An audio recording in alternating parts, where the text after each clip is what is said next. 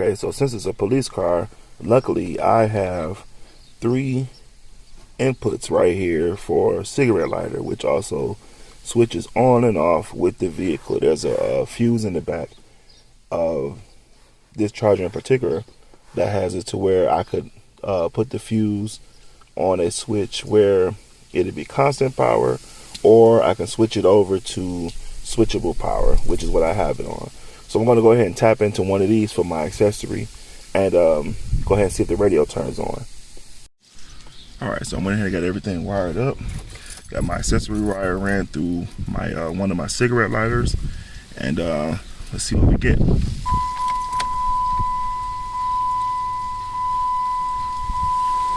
got power. Antenna's not hooked up right now, so we got sound. It's working. I did kind of test it before I recorded, but we already knew it was going to work, right? So powering off. Now, one thing I want to clear up that I didn't see anybody else do. See this here? It looks weird to people that that haven't installed radios and stuff before, and it's not often that you see that something that came out of the radio, you know, not have a place to go. In this case, it doesn't. My charger doesn't have any no steering wheel controls, no backup sensors, nothing like that. So no OnStar, none of that, you know, depending on what kind of vehicle you're talking about. So unnecessary. I have all these leftover cables as well that I'm not going to use. See, my wire is still sticking here simply because I was just testing it out, getting ready to solder those up, shrink wrap them, and now that I know everything works, I'm going to go ahead and connect everything else. Have my other accessories over here. So everything that came in the box was the radio itself, of course. I had to order this, had to order my wiring harness, which turned out to be a 6522, a 6522. The one that was the incorrect model was the 6502, which you can't see because I tore through it. That wasn't the correct one. That's for 2000 up to 2009 chargers. Okay, USB cable, this GPS sensor, Wi-Fi adapter, and a microphone. So I'm going to go ahead and connect all those things and see how it works. And then I also have a dashboard camera, which was on sale with the radio. So I'm going to install this dashboard camera and get it out. Dash camera's going in, and license plate camera. So got a pretty good deal on everything. I got the whole bundle, and gonna go ahead and get it all in, and then record again afterwards. I'm not gonna show you guys, you know, the whole process. Most of you know how to do it, but I think the most important thing was to show you that this will not connect to anything. So don't, if you have a charger like mine, or it's a couple years from now and one of you guys decide to get one, it's a police charger or whatever, and you see all these wires and stuff hanging, and you see this thing has nowhere to go, it doesn't go anywhere. Once you connect the new harness and connect the radio and everything, and then run your accessory wire over to your cigarette lighter or to a switchable fuse. So you're probably here because you want to know the buzz around the Atoto A6 Pro, which I've recently installed in my Dodge Charger, and just want to give you a few tips on and my take on what the radio is like in comparison to some of the bigger names I'm used to using, like the Pioneers, the Alpines, the Kenwoods. So how does the Atoto stand up to those? Give me a second and I'll let you know. So the first thing that I noticed about the radio is that when you power on, how quickly the radio actually comes on and is usable for, you know, you're not sitting around waiting for the radio to power up or do anything extra. It comes right on usually, and I'm usually able to use it. Hang on a second, I'll go ahead and turn the car on for you.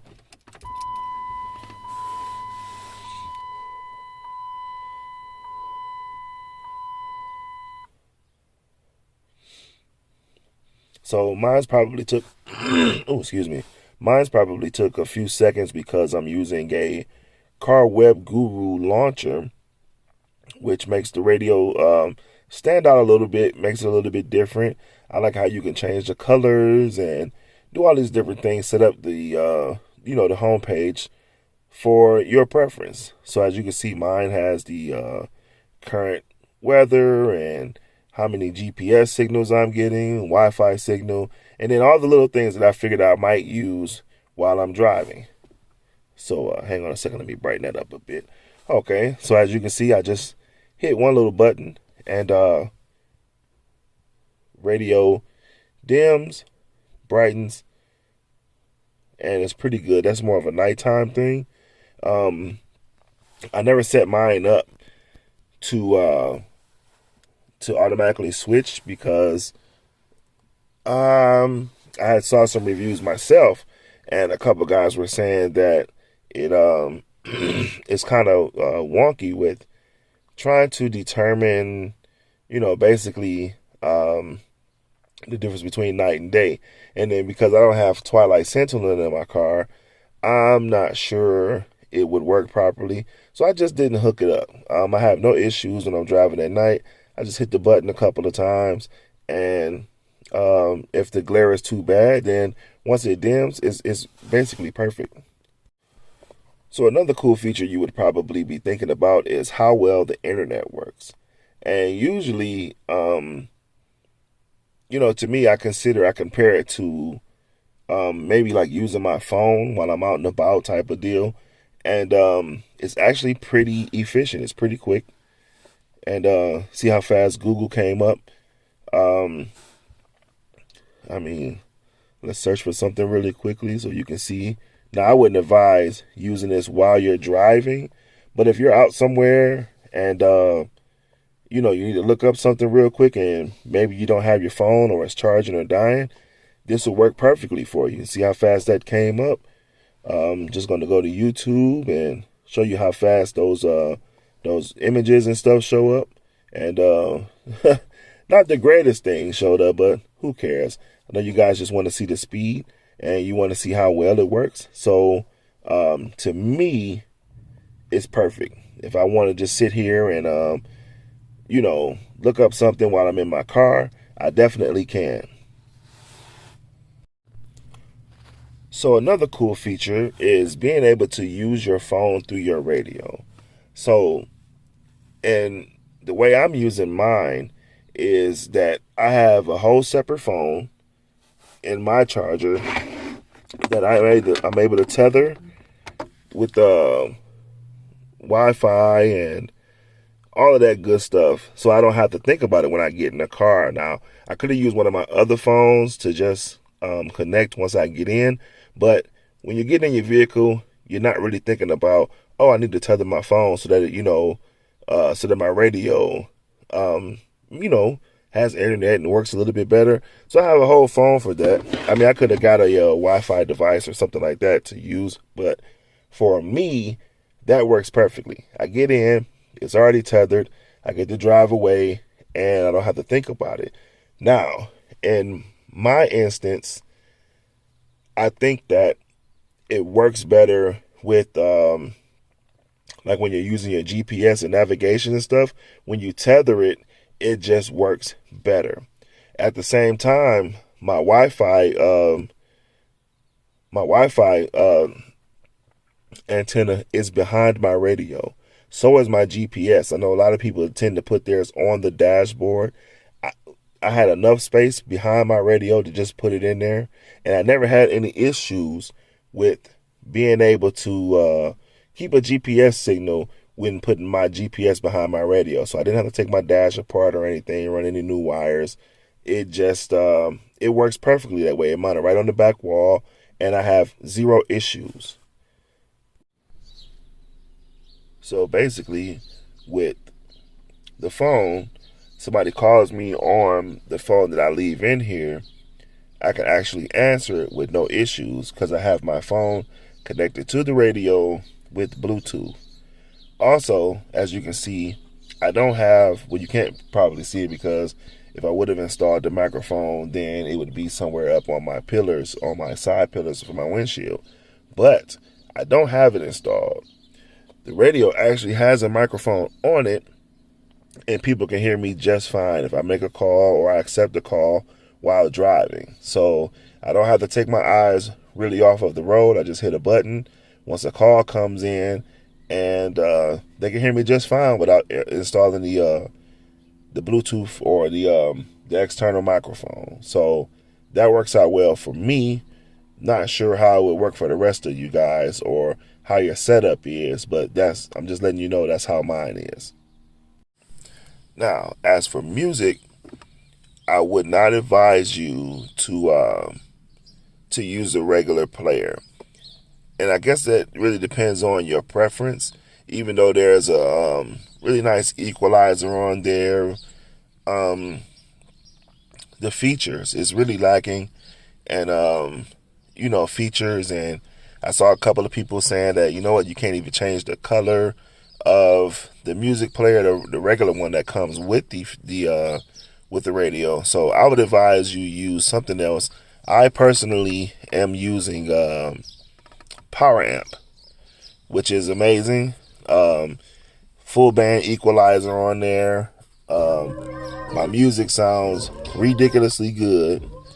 And I was able to adjust the EQ after I did my install for all of my speakers, which would be in a separate video. I ended up going with the JBLs, and it sounds crazy. It sounds ridiculous. As a matter of fact, let's see if we can find some music on YouTube that we can play real quick, and see if you guys can hear it. Hang on a second. So I went ahead and went to YouTube to pull up some royalty-free music. And I'm just going to click on one of these real quick, see if we can get you guys to hear what the sound is like in here with the new install. What kind of world do you want to live in? I want people to wear what they want. Go ahead and skip this ad.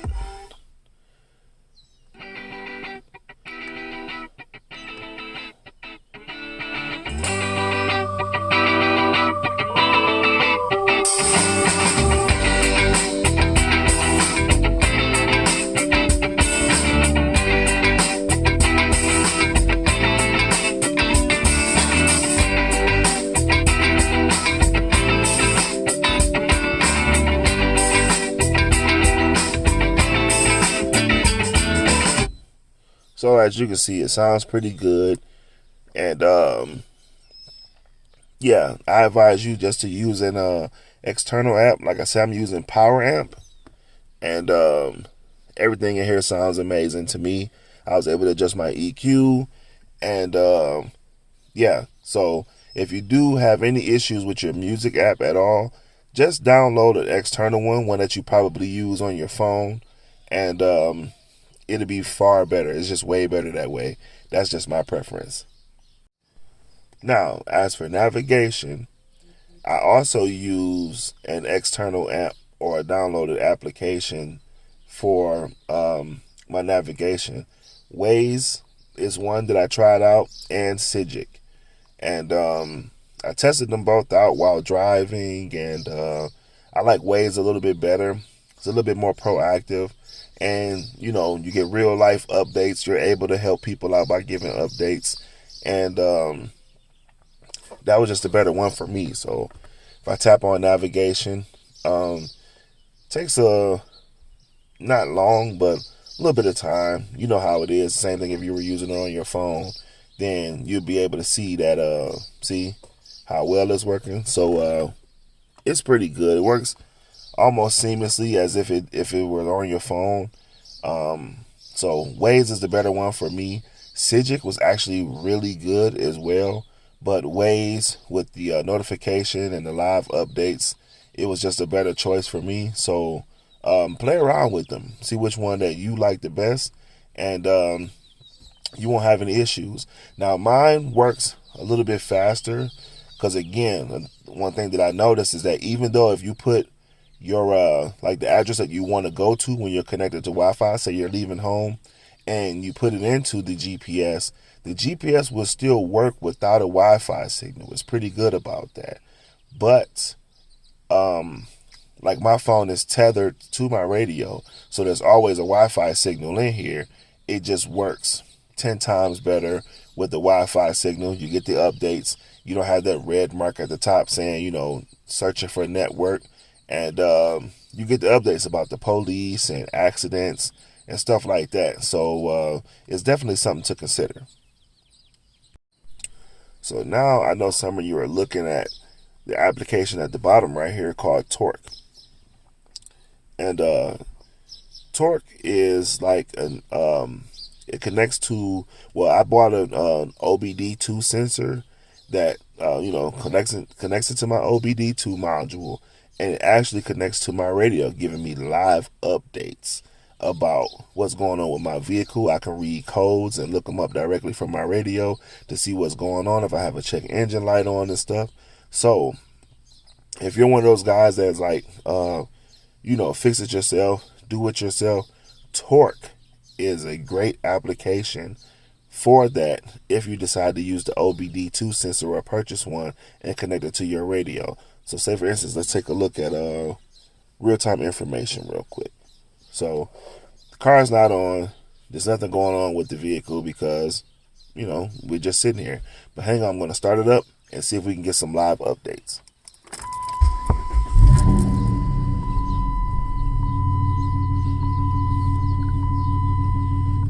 So see that? It's reading all the information from my vehicle while it's happening. Now, there's no acceleration because I'm obviously sitting still, but see everything else is it's right there. So definitely consider that as well. Torque is it just does. A couple weeks ago it saved me. I had a bad brake sensor, and the light came on. I scanned my Torque application for codes, and it actually read it for me, and went to the shop, paid like $40 to get it switched out. Boom, and I was right back on the road. So it's really helpful if you want to know what's going on with your vehicle soon as it happens. So another thing is that for I was one of those guys for years that like to load up a USB and with a couple of different folders depending on how I was feeling. So if I wanted like R&B, or if I was on my way to the gym and I'm throwing on some rock music, or if I want to listen to some rap and turn the audio on type of thing, then I would, I love the diversity of the USB. Now, I was using the USB for this radio, and it worked okay, but it wasn't the greatest. Like a song would start playing, and then sometimes it'll skip as if I had a CD or something in there, or it'll kind of be choppy a little bit. So I decided to stop using it. What I did do was I went on Amazon and I ordered an SD card, and the other day I loaded it up to see if it was going to be better. Far better sound, almost zero latency, and the music sounds far more amazing. So if you're not using like Easy Connect to stream music through your phone, if you guys are using like Spotify, or maybe you got your phone loaded up with a bunch of music, I would definitely consider using the SD card. In fact, if you are using any other device for your music, I would tell you to use the SD card. It's just way better. In my opinion, the music sounds better. You get no choppiness from when the song is trying to play and all of that, and then it works through all of the applications. Once you scan for your music, loads up, and you can play it through any of the applications that you use to play your music through, even if I'm not mistaken, even through Google Music. So in reality, that was really kind of my review on the radio itself. It's I love it, definitely, for the price. I got everything I got. I believe I paid maybe $300, if that much. And I got the front-facing camera. I got the plate camera. Everything works really well, and you would expect to pay. If I were guessing, in comparison to what I paid for radios before, this would have easily been a $600 to $900 radio and other facets. But see, you don't have the options on your other radios to download applications and use all the things that you're used to using. You can't read emails and stuff from your regular radios if that's what you want to do. So, I mean, technically, it's like having a phone installed in your vehicle.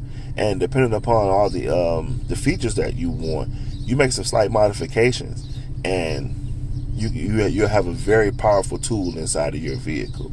So another thing I should probably touch on real quick is let's go into the apps here. And you can see all my apps are there. Easy Connect, I didn't like so much.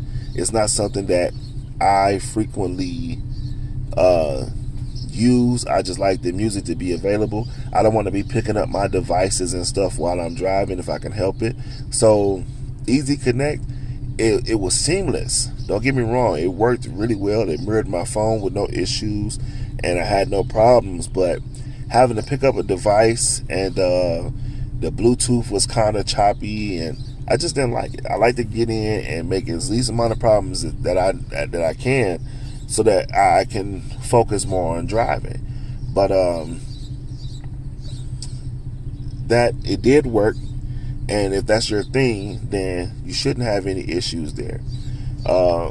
Let's see if we can take a look at the front camera really quickly. Hang on, because for some reason today it's being a pain. Of course it's being a pain, because I'm trying to show you guys how well it works. Hang on for me just a second. Okay, so I'm back. Turns out that it feels like the launcher that I'm using, I had to choose a different app to get the front camera to come on. But anyway, as you can see here, the quality is actually pretty good. It's actually very good for a dash cam. And of course, you can set it up to record to SD, which I have plenty of space on mine. I think I got like a 500 plus gig. And I got it loaded up with music, but I also use it to record from my front dash camera and stuff. So here's the quality. This is what it looks like. And even with the 6-inch screen, the 6.2, it is very noticeable. Like, you can see everything. Like, I can see that there's a little toy outside on the neighbor's house. So if you were wondering about putting the dash cam in, hey, go ahead and spend the 12 or 15 bucks and grab it, because it's definitely worth it. Also, I just wanted to hit on, so usually the F-Cam app is the one that you would use regularly, or the HD DVR.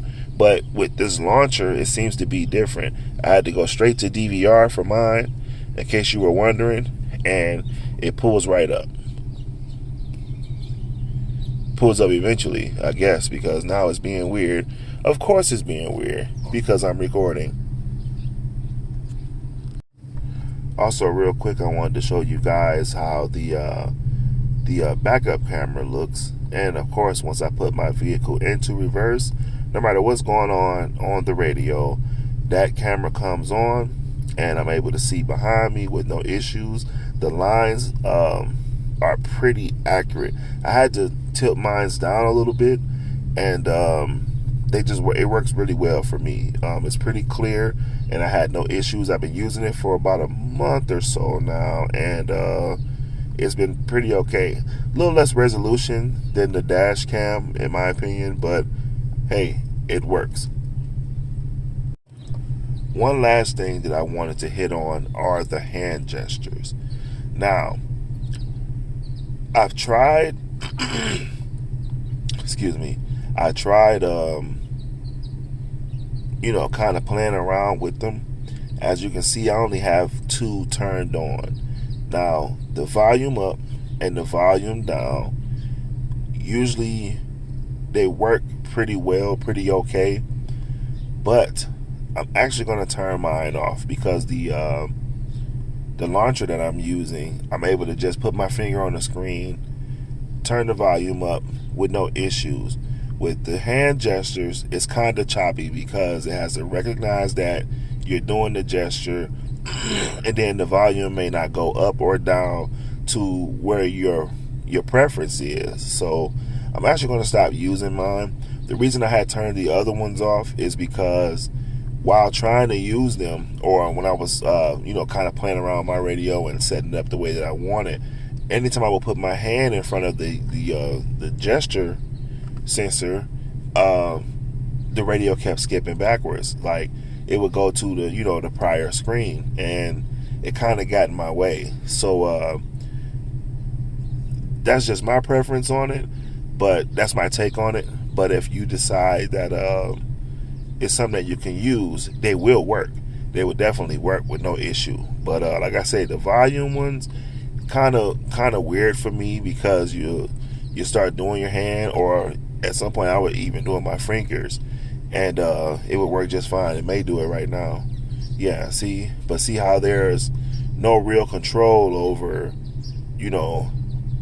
where you want the volume to really stop. Like, let's see, I stop on 34. See how that, then by the time it recognizes that you want to do it, it's already skipped by. So it does work, but that's something that you need to use to your preference, and something that you need to play around with, or just leave them alone, which I am also doing. So like I said, my music player now has it to where I store my finger on here, usually. There it is. And to me, that's easier to adjust my volume, definitely while driving. I consider that. Like, the hand gestures are cool and all, friends that see it and be like, oh man, that's really cool. But I'm a type of person where when I'm driving, I don't really want a lot of distractions, or I don't want to be waving my hand and not paying attention, and then all of a sudden the volume's at max and something blows. Got too much audio in here for, I don't want to tear up my install. So play around with it if you want. I'm turning mine off because I think I could do without it. But I just wanted to hit on that real quick so that you guys get some sort of a reference for it, so that you can kind of see it and see if you want to deal with it or not.